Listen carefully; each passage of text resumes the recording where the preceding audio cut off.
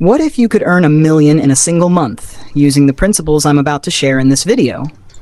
But before you knew them, you had to pay me $100,000 first? Would you pay?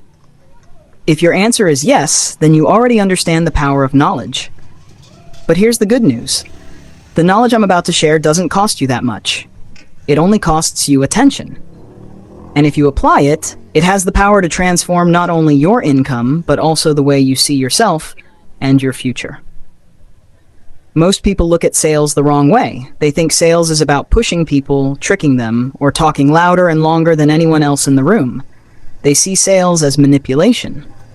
But in reality, sales done right is not about convincing. It's about serving. It's about listening more than talking. It's about understanding what people truly need and giving them the exact solution that changes their life. When I first started, I believed that to sell meant I had to explain everything, overwhelm people with details, and try to be better at talking than my customer. But soon, I realized that wasn't working. The truth was, the less I spoke and the more I listened, the more powerful I became in sales. Why? Because people don't buy when they feel pressured. They buy when they feel understood. Think about this. Every successful entrepreneur, every leader, every innovator, whether Elon Musk, Jeff Bezos, or anyone who built something massive, they are all masters of sales. They sold their vision to investors, their mission to their teams, and their solutions to the world. Without sales, their ideas would have stayed in their heads. With sales, they turned those ideas into billion-dollar realities. Sales is not just about making money. It's about creating opportunities. If you know how to sell, you're never stuck. You can create income on demand. You can build partnerships. You can grow businesses. You can influence people for good. Sales is the skill that multiplies every other skill you have. Without it, you can be talented but invisible. With it, you can open doors that seemed impossible before. The beauty of sales is that it isn't talent. It's a process. It's a set of principles that anyone can learn and apply. And when you follow these steps, you realize that success in sales isn't random. It's predictable. Almost like having a roadmap where you know exactly what to do, no matter who you're talking to. And here's the shift I want you to make. Stop being afraid of selling. Stop associating it with sleazy manipulation. Start seeing it for what it truly is, a way to serve people better, to connect with them, and to provide solutions that improve their lives. Once you change this mindset, sales will feel less like work and more like impact. So if you've been struggling or feeling broke or stuck in a job that doesn't value your potential, learning sales is your escape. It's the bridge that takes you from where you are now to where you want to be. And the best part? You don't need to spend $100,000 to learn it. You can start right now. Because in this video, I'm going to walk you through the exact process. These aren't theories, these are tested steps. Follow them, practice them, and you'll become someone who doesn't just survive, you thrive. Here are the 10 steps that'll turn you into a sales machine. Step 1. Change your mindset about sales. This is the very first and most important step, because before you ever open your mouth, your attitude about sales will already be felt. If deep down you believe that selling is manipulative, sleazy, or embarrassing, people will sense that energy from you. You might say the right words, but your tone, your posture, and your confidence will all betray you. On the other hand, if you believe that selling is serving, that it's simply helping people solve their problems, then everything about you changes. You become relaxed, authentic, and persuasive without even trying. Think about it. When you recommend your favorite restaurant to a friend, do you feel nervous? Do you feel like you're being pushy? Of course not. You're excited because you know your friend will enjoy the food. That's the exact energy you need to carry into sales. You're not tricking anyone. You're showing them something that can genuinely help them. I had to go through this shift myself. In the beginning, I hated the idea of sales. I thought it meant convincing people to buy things they didn't need. I was uncomfortable even mentioning my product because I didn't want to be that person. But then I realized, every time I stayed quiet, I wasn't serving anyone.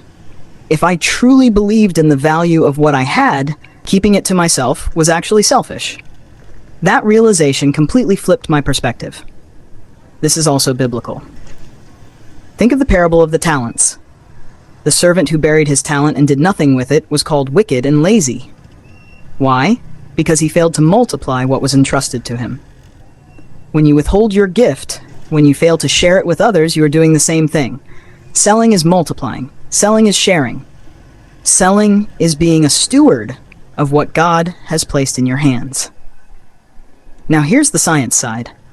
Human beings are wired to pick up on congruence. If you say you believe in your offer, but inside you feel guilty or unsure, your body language, micro-expressions, and tone of voice will expose the truth.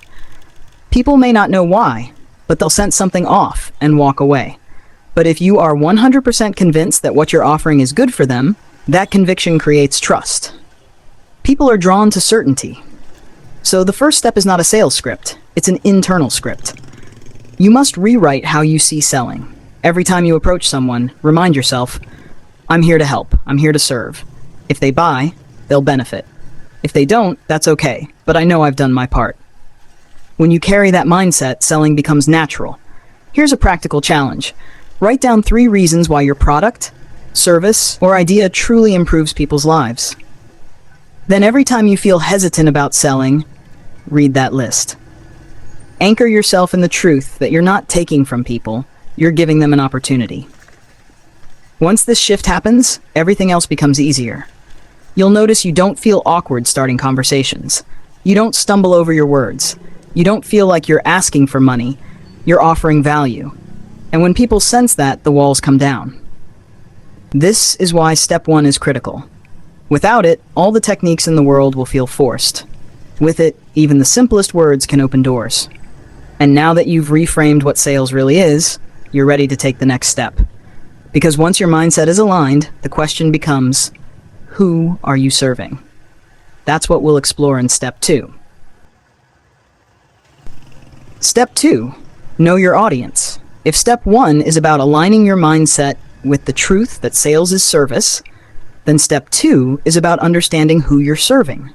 Because no matter how great your product, service, or idea is, if you don't know your audience, you're just shooting in the dark.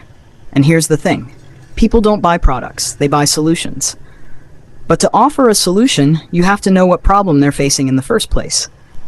This is where most people go wrong. They spend all their time perfecting their offer, polishing their pitch, and practicing their delivery, but they don't take time to deeply understand the person on the other side. And because of that, their sales feel generic, shallow, and disconnected.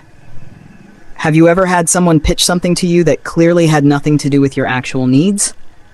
It feels like they're talking at you instead of to you. That's what happens when you don't know your audience. I learned this lesson the hard way. Early in my journey, I was so excited about what I was selling that I assumed everyone else would be too. I spoke to everyone the same way, expecting the same reaction.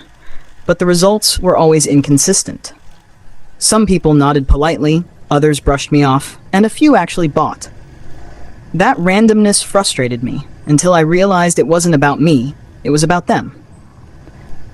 I had been ignoring the most important question, who am I really talking to? Here's a simple truth.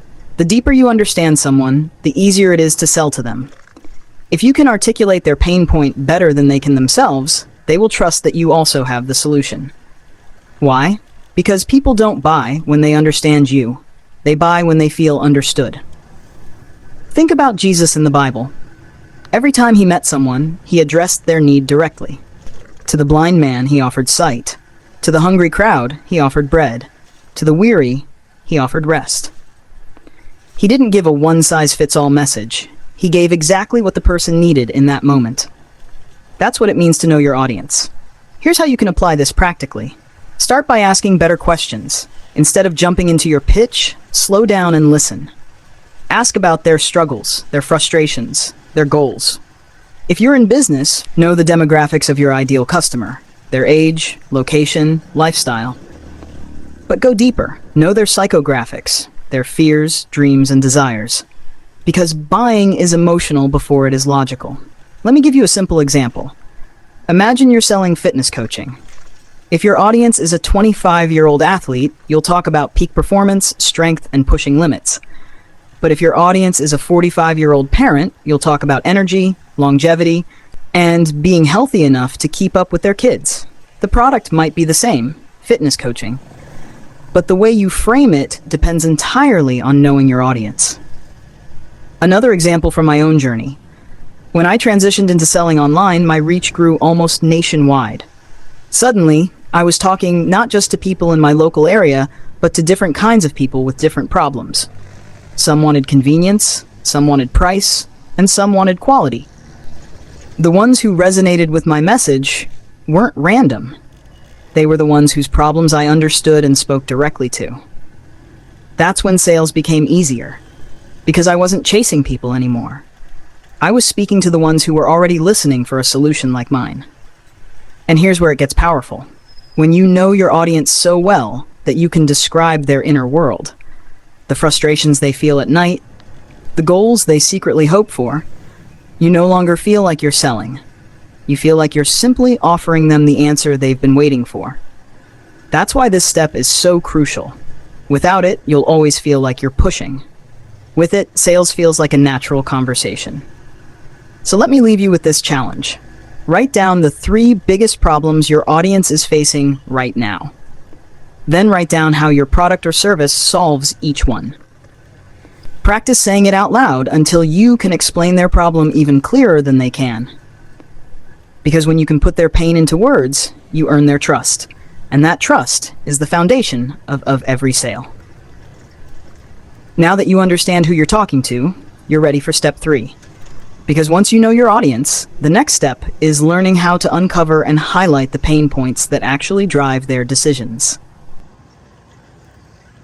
Step 3. Uncover the pain points. Now that you've learned how to truly know your audience, the next step is going deeper. Because people don't buy products, they buy relief. Relief from frustration, fear, confusion, stress, or some unmet desire. That's why uncovering pain points is the most powerful move you can make as a salesperson. Think of it like this. If you walk into a doctor's office, you don't just want him to hand you random medicine. You want him to ask questions, examine you, and point to the exact spot that hurts. Once he identifies the pain, you're ready to trust whatever prescription he gives. Sales works the same way. If you can identify the pain better than your prospect can describe it, you instantly position yourself as the guide they need. But here's the mistake most people make. They try to avoid the pain. They jump straight to talking about benefits, features, and positives. And while benefits are important, people are more motivated to move away from pain than they are to move toward pleasure. In other words, pain drives decisions faster than dreams do. Let me give you a simple example. Imagine you're selling a water filter. If you tell someone, this will give you cleaner, fresher water, that sounds nice. But if you say, right now, your kids might be drinking invisible bacteria that can cause serious health issues, suddenly you have their full attention. The pain point makes the solution urgent. That's why in the Bible, Jesus often met people at their point of pain. To the sick, he asked, do you want to be healed? To the weary, he said, come to me and I will give you rest. He didn't offer vague blessings. He addressed the specific pain, and that made his message irresistible. In practical terms, uncovering pain means asking questions and listening deeply. Ask, what's been your biggest struggle with this? How long has this been going on? What happens if nothing changes? The more your audience talks about their pain, the more invested they become in solving it.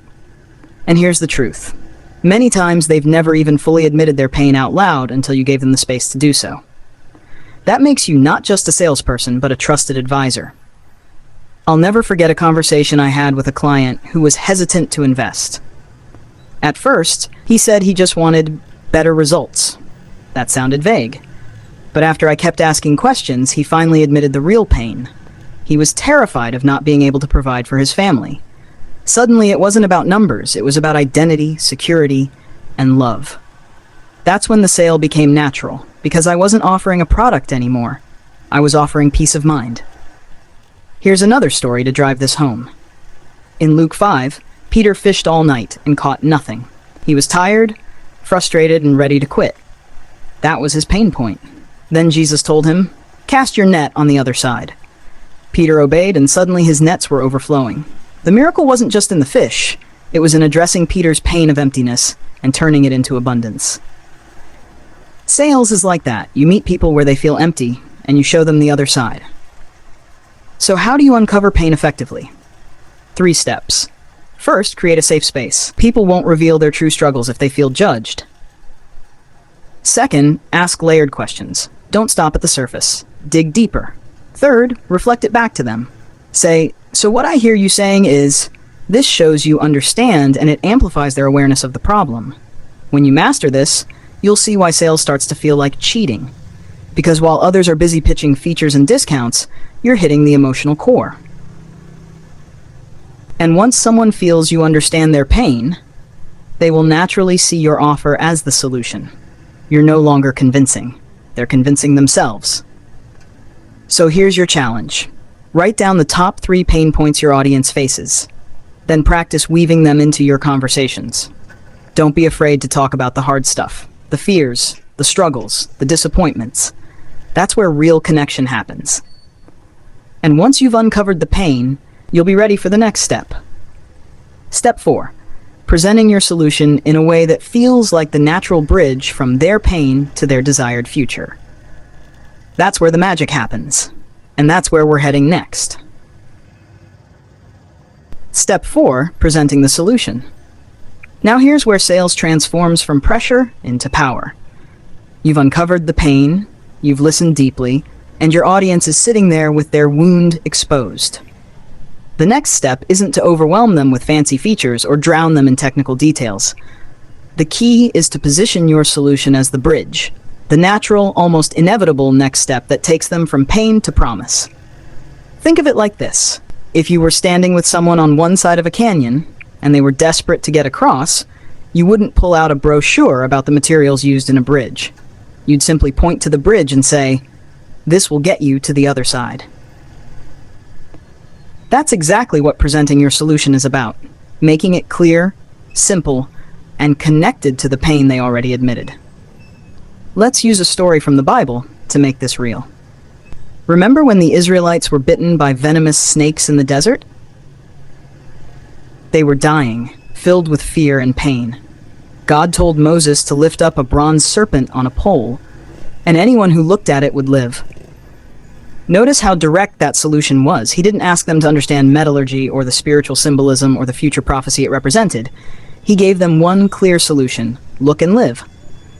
That's the model for us in sales. Show the path, keep it simple, and tie it directly to the pain. Here's why this feels like cheating. Most salespeople overwhelm their prospects with endless pitches, thinking more words equals more persuasion. But the truth? Simplicity wins. When your solution is laser targeted to the pain, the prospect feels like you've been reading their mind. They go, "This is exactly what I needed." And when they say that, the sale is already made. Let's get practical. Suppose you're selling coaching. Instead of saying, "I'll give you 8 modules, 20 PDFs, 10 hours of calls," which sounds like work, you say, "Remember how you told me you feel stuck and overwhelmed? My program is designed to take you from stuck to clear, from overwhelmed to in control in just the next 90 days. That's the bridge." See how much lighter that feels? You're not selling deliverables, you're selling the transformation. Now let's layer in a modern example. Imagine someone who's drowning in debt. Their pain is shame, anxiety, and hopelessness. If you start listing off spreadsheets and budgeting techniques, they tune out. But if you say, "You told me you can't sleep because of this debt," what I'll show you is a simple plan that not only helps you sleep again, but starts cutting away the debt faster than you thought possible. You'll finally breathe again. Boom. The solution is tied directly to the pain they confessed. Here's the formula. Connect the dots. Repeat their pain back to them in their own words. Then position your solution as the obvious bridge to the outcome they want. Don't talk like a seller, talk like a guide. Jesus didn't say, "Here are the technicalities of multiplying bread." He simply broke the loaves and fed the crowd. The disciples brought him a problem. "We only have 5 loaves and 2 fish. And he presented the solution, "Bring them to me." That's how solutions should feel. Inevitable, not complicated. But there's also a deeper layer here. When you present your solution, you're not just transferring information, you're transferring belief. Your confidence becomes their confidence. If you hesitate, they'll hesitate.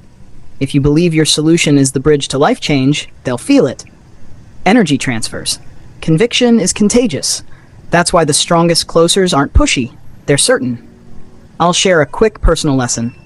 There was a time I hesitated to offer my services boldly because I thought I was bothering people. But then I realized, if I truly believe my solution can set someone free, it's selfish to stay quiet. Presenting the solution isn't selling. It's serving. It's saying, here's the way out. That flipped the switch in me, and suddenly sales stopped being scary. It felt unfair, like a shortcut, because people leaned in instead of pulling away. So here's what I want you to do. Take your solution, strip it down to its simplest promise, and tie it directly to the pain your audience has admitted. That's it. No fluff, no extras, no drowning them in features. Just pain, bridge, promise. And once you've learned to present your solution with clarity and conviction, you're ready for the next step, the one that makes everything stick. Step 5. Handling objections in a way that builds trust instead of tension. That's where most salespeople fall apart. But when you master it, you'll close deals that others think are impossible. Step 5. Handling objections without losing trust. This is the moment where most people panic. The prospect hesitates, and suddenly the salesperson feels like they're under attack. They start defending, arguing, or worse, pushing harder. But here's the truth. Objections are not rejection. They're actually signs of interest. Think about it. If someone truly didn't care, they wouldn't object. They'd just walk away. Objections mean the person is considering it but needs clarity or safety before taking the leap. So how do you handle them in a way that feels like cheating? You stop treating objections as walls and start seeing them as windows. A wall blocks you. A window lets you see inside the prospect's mind. When someone says it's too expensive, what they're really saying is, I'm scared I won't get enough value back. When they say, I need to think about it, they're saying, I'm afraid to make the wrong decision. Every objection is rooted in fear. Your job isn't to bulldoze through it, it's to bring light into it. Here's a simple example. Imagine Peter in the boat after fishing all night. Jesus tells him to cast the net again. Peter objects, Master, we've worked all night and caught nothing. That's an objection. But Jesus doesn't argue, he simply adds clarity and authority. Cast it on the other side. Peter obeys, and suddenly the nets overflow. The fish were always there. The objection wasn't about the fish, it was about belief. That's exactly what objections are in sales. They're opportunities to guide belief. The secret is to agree, not argue. If someone says this is expensive, instead of pushing back with no, it's not, you can say you're right, it is an investment. And like any investment, the question is, what do you get in return? Now you've reframed it. You're not fighting them, you're walking with them. I'll give you a personal story. I once spoke with a client who wanted coaching, but said, I don't have time. Old me would have argued, well, you have to make time. Instead, I asked, can I be honest? You don't have time not to. Because if you keep running in circles, you'll stay exactly where you are. What would change in your life if you had a clear plan that actually saved you hours every week? Suddenly, her eyes lit up. The objection wasn't time, it was fear of wasting time. When I shifted the perspective, the sale closed naturally. That's why it feels unfair, like you're cheating. Because instead of fighting with people, you're disarming them. You're turning resistance into agreement. You're peeling back the surface no and revealing the real yes underneath. Here's a simple 3-step framework. 1. Listen fully. Don't interrupt. Let them feel heard. 2. Agree with the truth in their objection, because every objection has some truth. 3. Reframe it toward possibility. Shift the focus from fear to the promised outcome. This doesn't just work in sales, it works in life, in relationships, at work, even with yourself.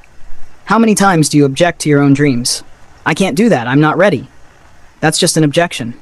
If you pause, listen, agree with your fear, then reframe it, you'll move forward instead of staying stuck.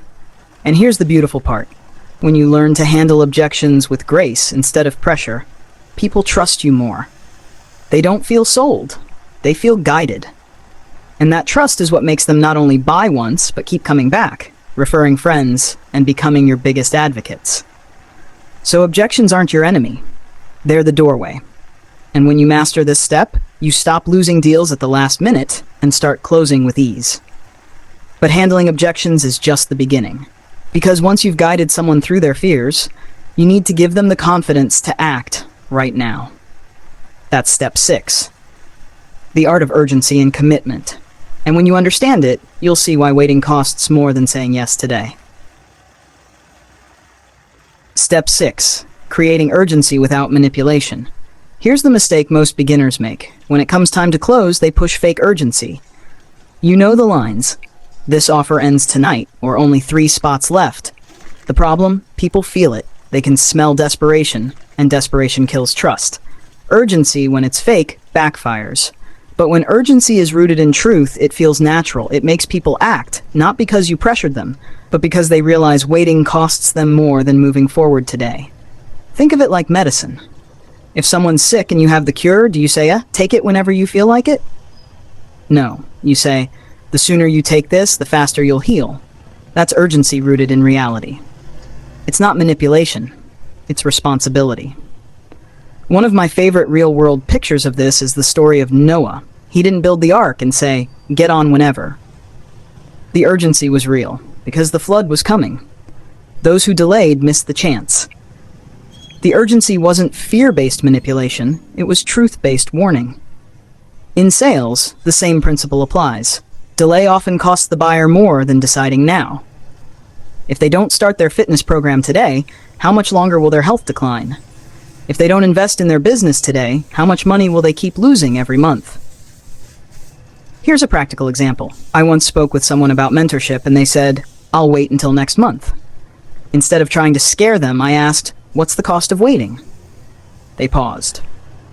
I continued, if you wait 30 days, will your situation improve, or will you lose 30 more days of results, income, and confidence?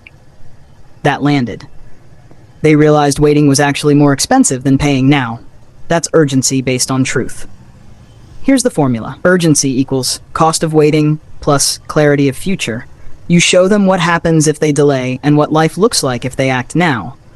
Not imagined, not exaggerated, real. If they're trying to save money, show them how waiting drains more money. If they want health, show them how waiting steals energy. If they want freedom, show them how waiting keeps them locked. And here's why it feels like cheating. Because once you master this, people close themselves. You don't need to push. They see the cost of inaction so clearly that acting today becomes the obvious choice. It's like shining a flashlight in a dark room. They suddenly see the danger of standing still and the safety of stepping forward. Think about Peter again when Jesus told him to cast his net.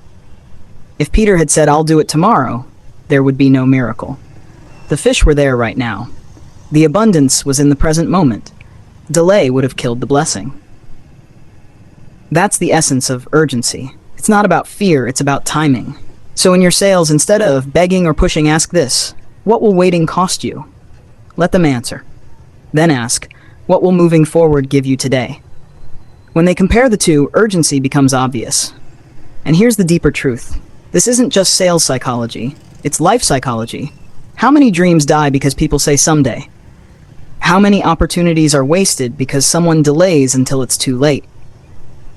The greatest sales you'll ever make are the sales you make to yourself. The moments you convince yourself to act now instead of waiting for perfect conditions. So urgency isn't about tricking people. It's about waking them up. It's about helping them see that today matters more than tomorrow. And when you sell like this, people don't feel pressured. They feel empowered. That's why this step feels like cheating. Because suddenly you're not fighting resistance, you're guiding decision. You're not dragging people across the finish line. They're running across it themselves. And here's the exciting part. Once you master urgency, you're ready for step 7. Because after someone decides, after they say yes, there's still a final barrier, the fear of regret. And if you don't handle that, they may back out, cancel, or ghost. That's why step 7 is all about locking in confidence after the close. And when you learn that, you'll never just make sales, you'll keep them. Step 7. Locking in confidence after the close. Here's the reality. Getting a yes isn't the finish line, it's halftime. Because even after someone says yes, fear creeps in. Doubt whispers, What if I made the wrong choice? What if this doesn't work for me? What if I just wasted my money? That fear is called buyer's remorse, and if you don't deal with it, it can cancel your sale before it even sticks. Think about it. How many times have you bought something, maybe a course, a gadget, or even joined a program, and then that night thought, did I just get scammed? The truth is, you wanted it, but your brain is wired to protect you from risk. So after the high of saying yes comes the crash of second guessing. Your job as a salesperson isn't just to get the yes, it's to protect that yes. So how do you lock in confidence? By shifting focus from cost to value. Remind them not what they're losing, but what they're gaining. Right after the close, instead of saying thanks for your payment, say, congratulations. You just took the first step toward insert desired outcome. Most people hesitate. You didn't. You acted. That's the difference between those who stay stuck and those who change their lives. See the difference? You don't leave them in the energy of money leaving their wallet. You place them in the energy of their new future. Here's another technique. Paint the picture of progress. If they bought a fitness program, remind them. Next week, you'll feel your energy rise. In 30 days, you'll look back and wonder why you didn't start sooner. If they bought a business coaching program, say by this time next month, you'll already see momentum building. The key is giving them a vision so strong that doubt can't drown it. It's the same reason Jesus didn't just heal people. He told them, go and sin no more, or pick up your bed and walk. He gave them identity and vision so they didn't slip back into the old mindset. Sales is no different. You must anchor them in the new identity that comes with their decision. And here's why this feels like cheating. Because most salespeople think closing ends at the credit card swipe. But the masters know the real sale happens when the customer feels secure, proud, and excited about their decision. That's when they stay. That's when they succeed. And that's when they refer others. So how do you do this practically? Send a quick win immediately. A welcome video, a PDF, or an action step that makes them feel progress right away. Celebrate their decision. Make them feel they're not just a buyer, but part of a movement, a family, or a team. Reassure them they're not alone. Let them know support is waiting. They won't be abandoned. One time I had a client who signed up for a $10,000 program. After saying yes, he went quiet for 2 days. Instead of waiting, I sent him a voice note. Hey, I know it feels scary. That fear means you're doing something new. And that's where the growth is. You're exactly where you should be. You made the right move. He replied, that's all I needed to hear. Not only did he stay, but later he upgraded to a higher program. That's the power of locking in confidence. If step 6 is urgency that moves people forward, step 7 is security that keeps them there. And here's the truth. When you master this, your sales don't just grow, they stick. Clients stay longer, get better results, and bring in others. That's why it feels like you're playing a rigged game in your favor. Because while other salespeople lose clients to doubt, yours grow stronger after the close. And now, with confidence locked in, we move to step 8. Because once they're secure, the next level is transforming buyers into believers, turning clients into your greatest sales force. That's where the real leverage begins. Step 8. Turning buyers into believers. Here's the secret most salespeople miss. A sale isn't the end, it's the seed. And like any seed, it either grows into a tree that bears fruit or it withers and dies. What makes the difference? Whether you just made a customer or you made a believer. Think about your own life. You've probably bought things that were just a purchase. Maybe you used it once, maybe you tossed it in a drawer. And then you've had other purchases that changed you. You didn't just buy the product, you bought into the story, the vision, the transformation. That's the difference between a customer and a believer. A customer says, thanks for the product. A believer says, this changed my life, and I need to tell everyone. When you create believers, your business compounds in a way that feels unfair. Because now, every happy client becomes a walking advertisement. They do the selling for you. Not because you asked them to, but because they can't help it. They've been transformed. And humans naturally share transformation. But how do you actually do it? The first key is deliver transformation, not just transactions. Don't focus only on what people buy, focus on who they become. If you sell a fitness program, don't just promise six-pack abs. Celebrate the fact that your clients are becoming more confident, more disciplined, more alive. If you sell business coaching, don't just give them tactics. Show them they're becoming leaders, risk takers, wealth creators. People don't brag about what they purchased. They brag about who they've become. The second key is community. Believers need a place to belong. Think about any movement, Apple, CrossFit, even churches. What makes people stick isn't just the product, it's the tribe. People want to feel, I'm not doing this alone. I'm part of something bigger.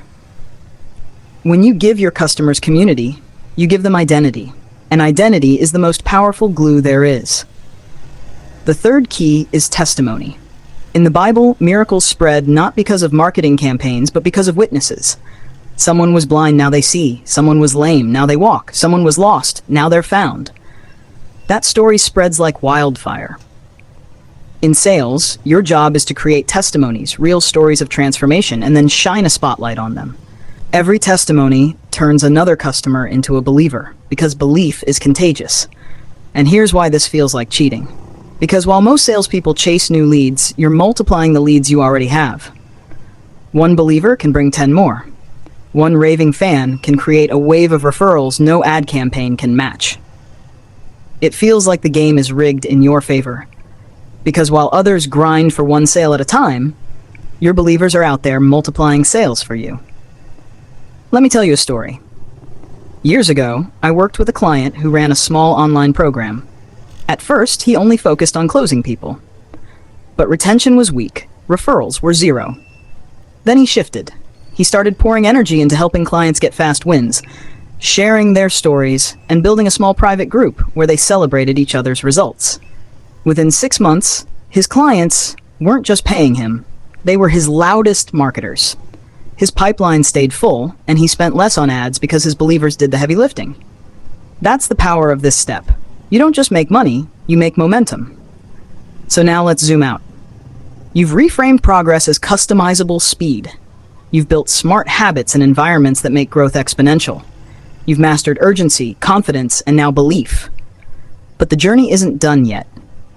Because if you want to truly scale, if you want sales that feel unstoppable, there's one more step. Step 9 is where we take believers and build them into builders. It's where loyalty turns into leadership and your movement stops being about just you and starts multiplying itself. That's where true wealth, impact, and freedom are born. Step 9, multiplying leaders from believers. This is where the game shifts completely. Up until now, you've been learning how to sell, how to close, how to create believers. But at this stage, you're not just playing for sales anymore, you're playing for scale. And scaling doesn't happen because you work harder or talk to more people. Scaling happens when your believers become builders. Here's what I mean. A believer tells their friends about you. But a builder steps up and leads. They don't just spread the message, they carry it, grow it, and multiply it. This is how movements are born. Apple didn't just create customers, they created evangelists. Churches don't survive just because of members, they grow because of disciples who disciple others. Builders create generations of growth. So how do you transform a believer into a builder? First, you give them ownership. Believers are excited, but builders are empowered. That means giving them a role, a responsibility, or a platform. Maybe it's an affiliate program where they can earn by sharing your product. Maybe it's a leadership role inside your community. Maybe it's as simple as featuring their testimony so others look to them as an example. Ownership turns excitement into commitment. Second, you give them tools. A builder without tools is just a believer with good intentions. You have to equip them. Give them scripts, resources, content to share, ways to plug others in. Make it easy for them to extend your message. Think about franchises. McDonald's didn't scale because one person flipped burgers better than anyone else. It scaled because they created a repeatable system anyone could use. Builders need systems they can carry. Third, you give them vision. People don't rise to tasks, they rise to purpose. Builders must feel like they're not just selling a product, they're advancing a cause. They're part of something bigger than themselves. That's why movements don't die, they're fueled by vision. If you can connect your mission to their personal why, You ignite a fire that no paycheck alone can create. And here's why this feels like cheating. Once you have builders, multiplication replaces addition. While everyone else is grinding for one more sale, one more client, you've set in motion a network effect. Your builders are creating their own believers, who eventually become builders too. You're not growing linearly anymore, you're growing exponentially. It's the exact same reason why empires, faiths, and billion-dollar companies endure. Leadership duplication. Let me give you an example. Think about Jesus and the disciples. He didn't just heal crowds, he built leaders. Those disciples became apostles who spread the message across the world.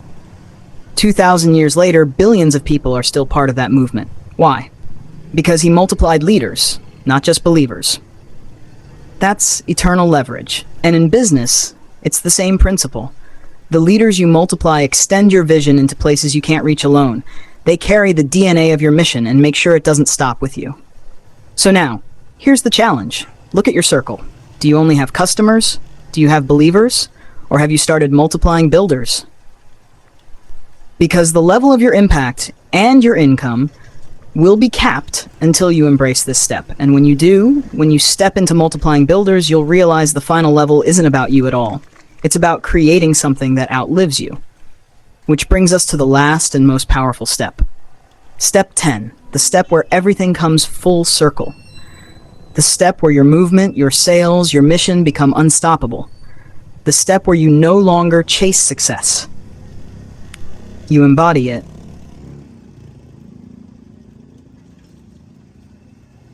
Step 10, building an unstoppable movement. This is the level that separates salespeople from legends. Up until now, everything has been about you learning, growing, selling, closing, creating believers, multiplying builders. But now, the game flips. Because when you reach step 10, it's no longer about what you can do. It's about what you set in motion that can't be stopped, even if you step away. Think about it. Every great empire, every enduring company, every lasting movement in history has one thing in common. They built something bigger than the founder. Steve Jobs is gone, but Apple still sells. Walt Disney is gone, but Disney still shapes imagination. The disciples spread the message even after Jesus ascended. The sign of true greatness isn't what happens while you're there, it's what continues when you're not. An unstoppable movement is built on 3 pillars. First, a cause greater than profit. People don't die for commissions. They don't sacrifice for bonuses. But they will give their life for a vision, for a mission that stirs their soul. If your business, your sales machine, your community is only about money, it dies the moment the money slows down. But if it's about transformation, freedom, family, faith, legacy, something eternal, people will rally behind it long after you're gone. Second, culture that multiplies itself.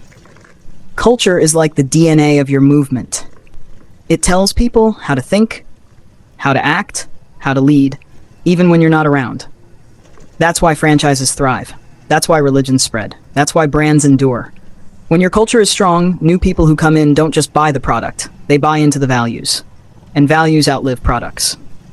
Third, systems that scale infinitely. A movement isn't unstoppable if it depends on one person doing everything. The only way it becomes unshakable is if there are systems, simple, duplicatable, repeatable, that anyone can follow. This is why McDonald's can hire teenagers with zero experience and still serve a Big Mac that tastes the same everywhere in the world. Systems ensure consistency, and consistency builds trust. And here's the paradox. When you hit this level, it will feel like cheating, because suddenly the energy, the effort, the grind doesn't come from you anymore. It comes from the movement itself. Other people carry it, grow it, spread it. It takes on a life of its own. And while everyone else is hustling one more sale, you've unlocked the level where sales chase you, opportunities chase you, people line up to be part of what you've built. Now let me leave you with this. A sales machine is just the starting point. The real destination is a legacy machine, something that doesn't just make you rich, but makes an impact that echoes after you're gone. So here's the challenge. Don't stop at step 9. Don't just multiply builders. Push into step 10. Ask yourself right now, what cause am I fighting for? What culture am I creating? What systems am I leaving behind? Because the moment you answer those questions, you've stepped into the ranks of the few who don't just make money, they make history. And that, my friend, is how you go from salesman to legend.